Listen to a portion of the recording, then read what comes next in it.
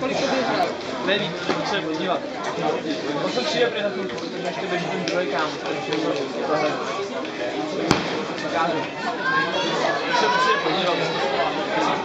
Celé běží. Přesto překáže.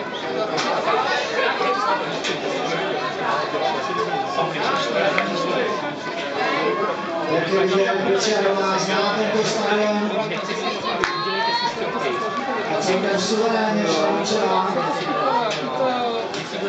na svůj počet prvních 150 letech tomu tak bylo.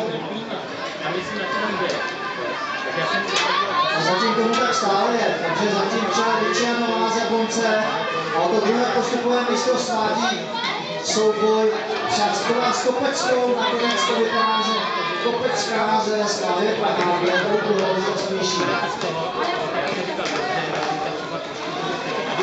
Jan Krátce, Matyáš Vrtiška zakončí sérii pátých pokusů, tak Vojta Hověcová zatím 7:28 na třetí sérii, teď Matyáš Vrtiška.